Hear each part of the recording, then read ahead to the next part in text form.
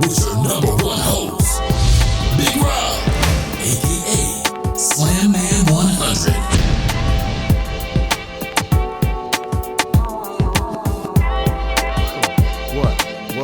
Yeah. What's up, everybody? How you doing today? Welcome. It's November 20th. Yes, man. Time flies. Welcome to Basketball in the Basement. I'm your host, Big Rob, a.k.a. Slam Man 100. And I'm going to tell you, what a night of games. You know, if, as Biggie says, Small says, if you don't know, now you know, because I'm going to let you know. All right, I'm going to let y'all know what's going on. Let's get down to business. You know, once again, if this is your first time tuning into the show, hey, this is the realest talk show on the planet when it comes to basketball. I keep it 100, and my predictions are pretty great. Once again, I'm going to jump back in here. We're going to talk about the score standings and definitely Mr. Steph Curry. We're also going to talk about a couple things that's taking place around the NBA. We're going to talk about Kevin McHale being fired. What you think, y'all? We're going to talk a little bit about that. And then we got our two, what we call golden questions of the week. And you can hit us up. Tell us what you think. I'll tell you what I think, and we'll go from there, y'all. We'll meet somewhere in the middle, as they say. So let's get on to it. You know, the scores last night, there was three teams that played. Miami Heat and the Kings. Miami Heat won 116 over the Kings, 109. The Cleveland Cavaliers, 115 over the Milwaukee Bucks, 100. You know, all great games. And finally, you know, really the showdown of the night was Golden State Warriors and the LA Clippers. And Golden State Warriors won 124 to LA Clippers 117. So really, it was a real good game last night. If you didn't watch it, it was on TNT. And Cleveland first kicked it off, you know, Cleveland Cavaliers and the Milwaukee Bucks, and they played real good. I like what I saw with the Cleveland Cavaliers. The guys are gelling. I like LeBron. Although he got on Tristan Thompson, he said no problem, but, you know, gave him that, you know, and they went on. So, you know, that's great. You know, as a leader of a team, trying to win them and trying to get them to the next level. He's trying to motivate y'all. Don't look at it as a negative in that aspect, but a positive, because you guys are going to need it. And I done stated it already earlier this season. The two top teams, I think, in the league at this time is the Cleveland Cavaliers and the Golden State Warriors. I feel and think in my mind and heart that that's going to be the rematch. And guess what, y'all? You think last year's ratings was something? I believe the ratings, if it ends up those two teams, possibly you're going to see definitely a 25% increase in watching and viewing this game or this finals. I know I'm going way ahead of schedule, but this is my prediction of what I'm saying. You can do that when you got your own show. You can do that. And so I believe that's going to take place. Or you might even see a double increase, because, you know, if you look at what the Warriors are doing, man, and they're starting off real good, just like the Chicago Bulls team. And I might have mentioned that earlier on this first show about what I thought about the Golden State Warriors. So, you know, Cleveland, that's the team to beat. I really think if they stay healthy, they're the team to beat. And so that's all I want to say about that. But what a great game. Golden State still 13-0. And, you know, I'm gonna break it down a little bit. First of all, if we look at not the scores, I'm gonna break down the percentages of that game. So I already read you your scores. It's 124 to 117. Great game. If you didn't see it, great game. First of all, Steph shot. This is in 3-point. Just talking about 3 points. He shot 8 of 9 3-points percentage. 8 out of 9 from 3-point land. 8 out of 9. He ended up with 40 points. I don't have his quarter by quarter breakdown. I didn't give you that, but I thought about the whole team in effect, because remember, LA Clippers, they were on the move in the first quarter, man. I felt that same feeling like they were going to win the game, like when they were going up against the Spurs. They had every answer when they beat the Spurs in the last 2 games last year. But you could just see where Chris Paul was playing, out of his mind. You could just tell he was having one of those games. And I think if he wasn't hurt, there would be the difference. And I'm only saying that having a great game against a great team. Now, just to show you how good the Golden State Warriors are, I'm gonna do the breakdown. Now, here's the breakdown. When we talk about field goal percentage, Golden State Warriors had 52.1. LA Clippers had 50. Kind of, saying it was, you're talking about a 2.5% more in field goals that Golden State Warriors won. Now, if you talk about from 3-point field goal percentage, we're looking at LA Clippers had 44.8%, while Golden State had 56.7%.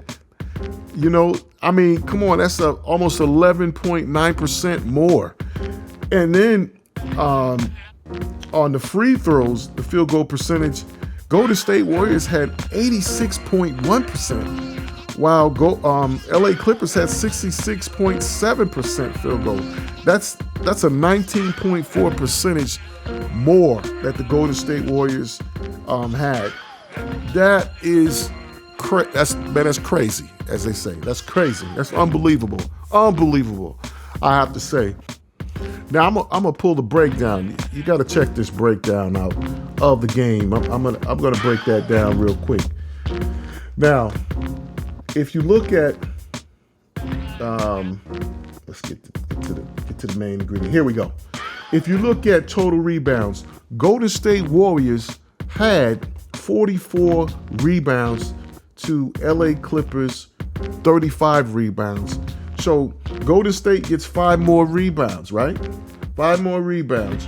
When we think about the offensive rebounds, Golden State had 8 offensive rebounds, while LA Clippers had 9. So LA Clippers had 1 more. When it comes to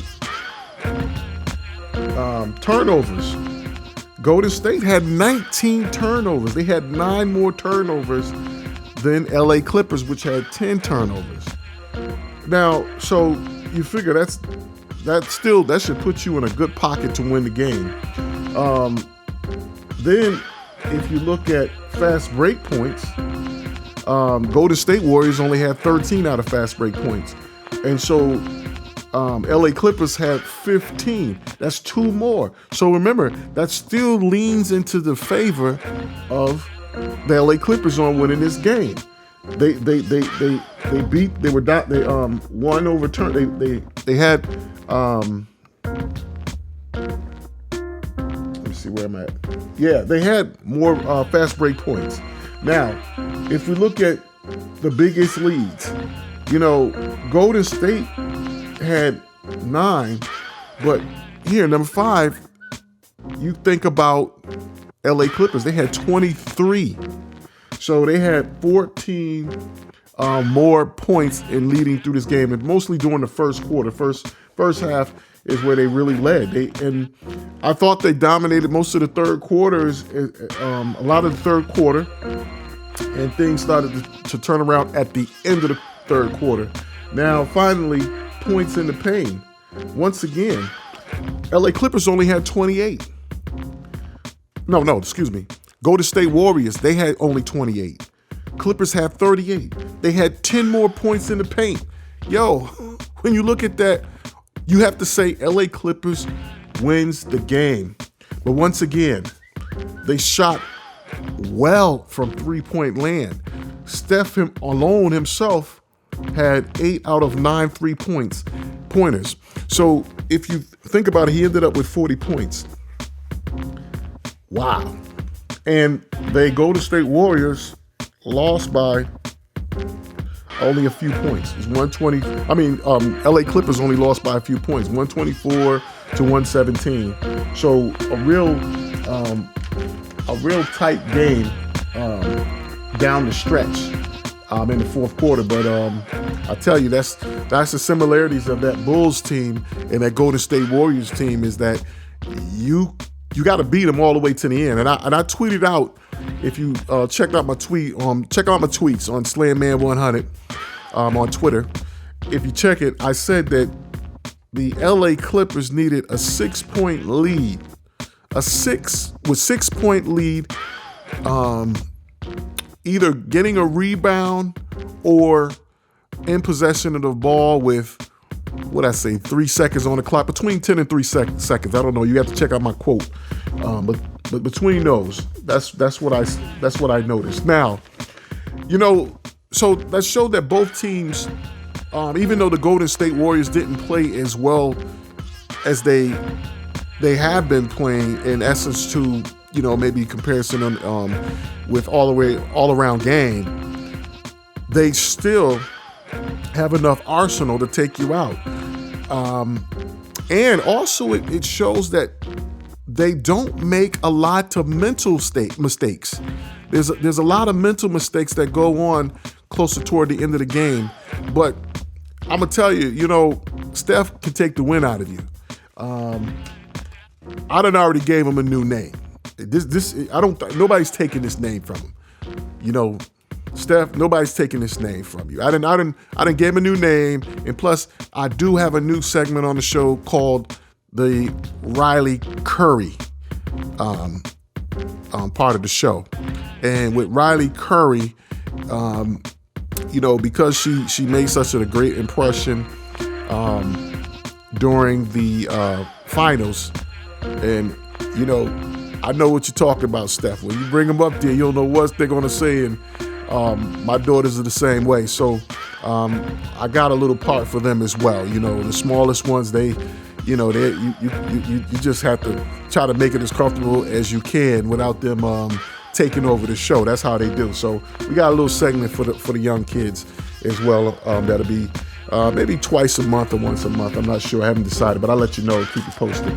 But one other thing I noticed, LA Clippers would have won.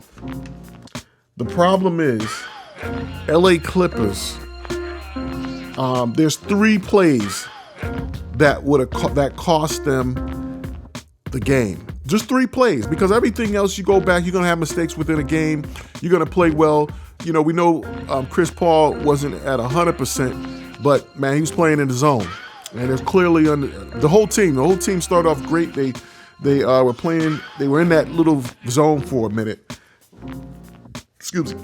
And toward the end of the third quarter, on into the fourth quarter, they didn't play as well.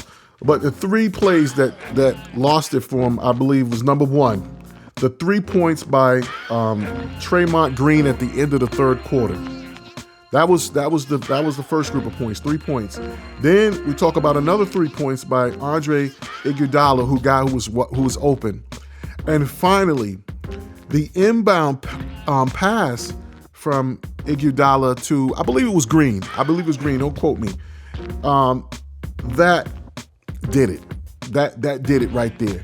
So that's what I saw as why the LA Clippers lost. I thought why LA Clippers lost. I thought that they won't have an answer for the Golden State Warriors, but something happened mentally to them at that fourth quarter, and that's what the Bulls used to do. If you go back and look at the Bulls series, even though you're beating the Bulls in some way, shape, or form, you always felt that the Bulls were going to come back and take you out. I remember that year when they started off with the great season from 1991 in their 1992 season. And, they ran through the East and West, man. They ran through the East and West. Now, it's not to say that other teams are not going to get up there. They are. They're going to play better. There's no question about it. They will adjust to a degree. But I'm going to tell you right now, the Golden State Warriors got a lot of weapons, y'all. And so that makes a big difference. So that's the deal. So listen, we're going to take a quick break, and we'll be back with more Basketball in the Basement. Tune in every week to Basketball in the Basement for the realest basketball talk on the planet. www.basketballinthebasement.com. Welcome back to Basketball in the Basement. I'm your host, Big Rob, a.k.a. Slam Man 100. And if you haven't been following us by now or listening to the beginning of the show, we've been talking a little bit about Golden State Warriors and Steph Curry's superb playing. Just go to basketballinthebasement.net and check us out, and you get all the updates of past shows and the beginning of this show as well. Or if you want to express your views, I always have a couple questions within the show. At times, you hit me up. What you think from your perspective? I usually give you my perspective. I do care what you have to say, but I don't care what you got to say, if that makes any sense to y'all. But anyway, but being real, yes, please hit us up. Let us know. As well as you can catch me on Twitter at SlamMan100. I'm always popping out tweets when I get a chance on the games and during the games on what I think should be the game plan. So that's basically what we've been talking about. Continuing on with Steph Curry. Now, I started talking so much about the Golden State and LA Clippers game, I forgot to give you the standings. So before we get back into talking about Golden State Warriors, let me give you the standings real quick. In the West, like I said, Golden State's number 1, San Antonio's number 2. Now Dallas number 3 is actually a surprise to me. I didn't know how they were going to do, but they're doing pretty good. It's going to be interesting to see what they do. I'm not going to count them out either. Dallas Mavericks have a good group of guys. Oklahoma City, which I thought they would be number 4. I mentioned that earlier this season. Now, a surprise jump is Phoenix Suns. Now, when I found out that Chandler was over there, because I didn't realize he was over there, I thought that they're doing pretty good, along with the rest of the team. So, congratulations out to them. They're number 5 for now. That's as of November 20th. Things change because a lot of teams are a game or so behind or half a game. But Phoenix Suns number 5. And 6, LA Clippers. So I thought the LA Clippers would be number 4 or 5. How did I have it there? I thought that they would be number 3 coming in. But they're not at this point. Like I said, again, doesn't mean anything. We're still early in the season. And then the other 2 pots, I stopped at 6. So LA Clippers, you got Utah Jazz, and you got Denver Nuggets. Denver Nuggets is right there. So, we'll see as the game continues on. We'll see what goes on. Now, the East, no doubt, I already said it, Cleveland's number 1. Number 2, Chicago. I said that Chicago's number 2. Now, I had before number 3, I had Atlanta. Not Atlanta. I had Washington Wizards, but actually Atlanta's there.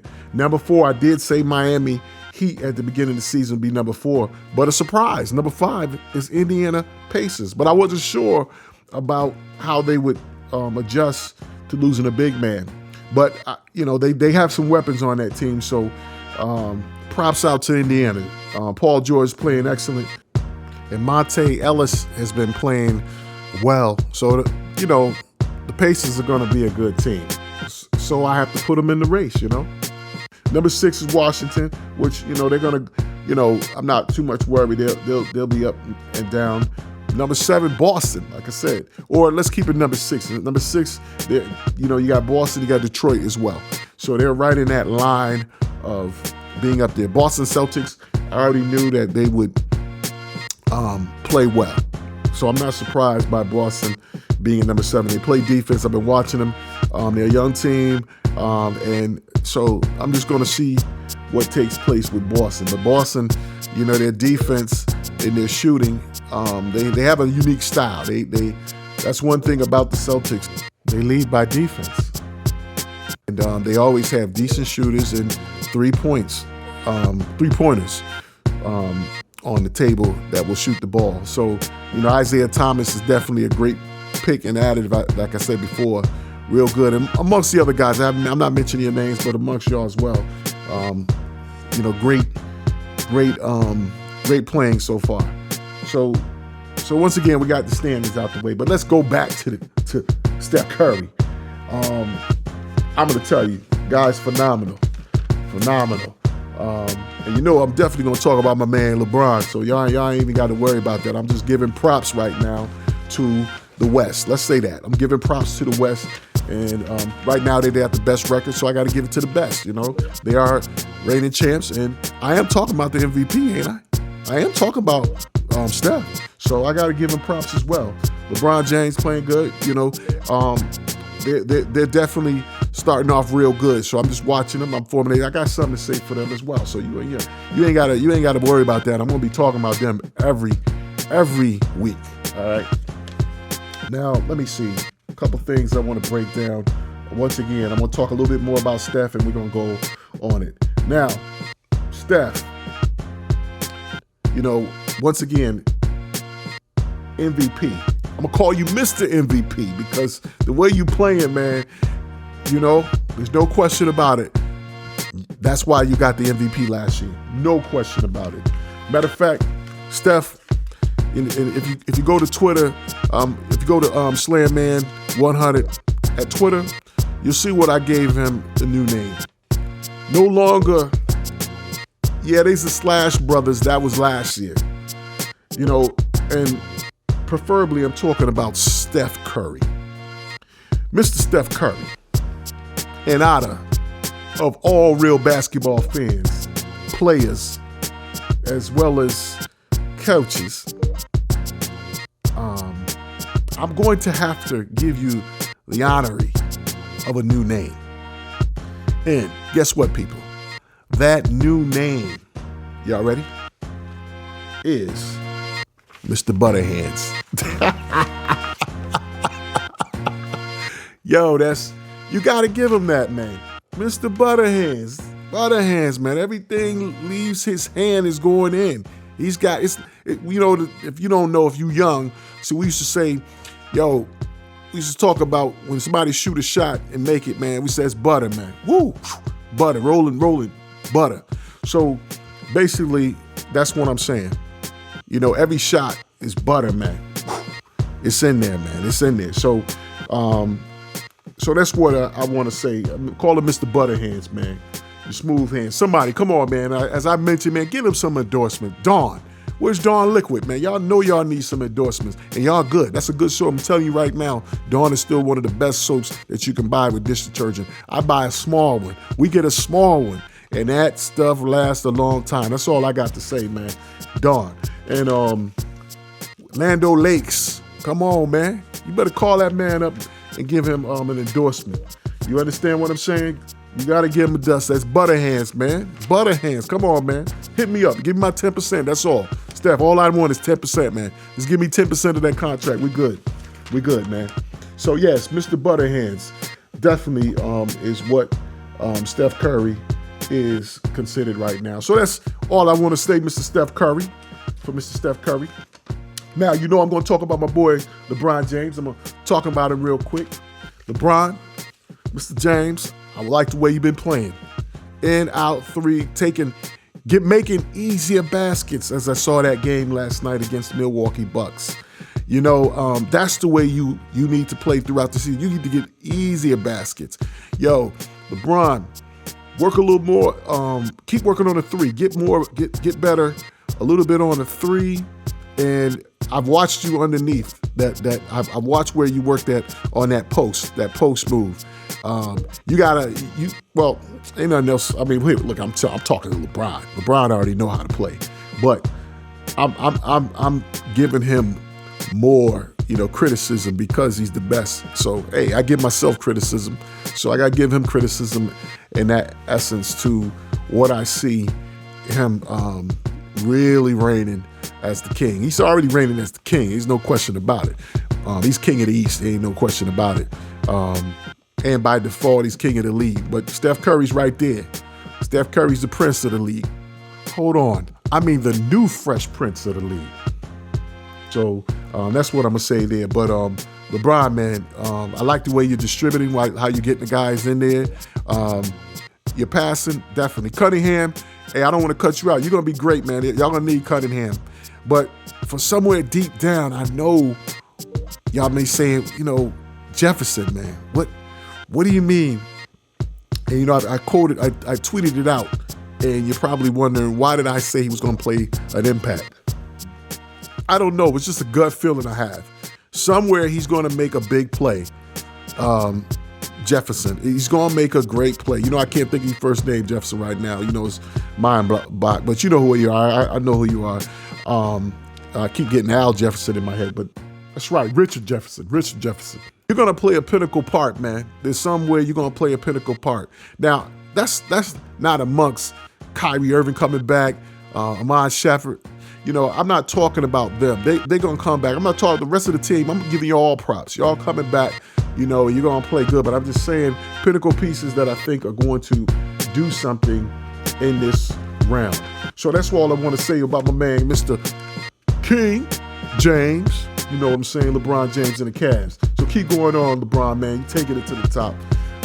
I see you winning the title this year. That's in my mind and heart. I feel that. That's what I feel in all other Cleveland fans. Now, I want to say one more thing. The Bucks, Milwaukee Bucks, going to be a nice team in the future. They got all the pieces right there. They may change maybe one or two, but they got all the pieces right there. J. Kidd, as he gets better at coaching, they're definitely going to take it to the top. So, yes, Bucks, man, good look on y'all team as well. I want to give y'all props as well. I said that earlier this season. Now, D-Wade, man, you've been playing good, man. And I think Miami's a team you got to watch out for. I'm going to tell you what, I'm going to name two guys. There's some other guys on there that's good. Dwayne Wade played an excellent game last night, and played a great game last night and the night before as well. But two guys on that team you got to look out for. Hassan Whiteside and Justice Winslow. Those two guys, man, y'all two, if you guys keep playing like you are and playing better, like I said, Whiteside, man, once you get it down pat, you're going to be hard to stop, man. So keep doing that. Keep your game tight there. Also, too, one other point, Kevin McHale getting fired, man. Now, there's a couple questions about that.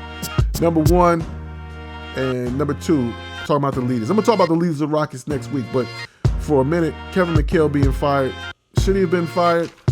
Well, yes and no. I'm going to tell you why.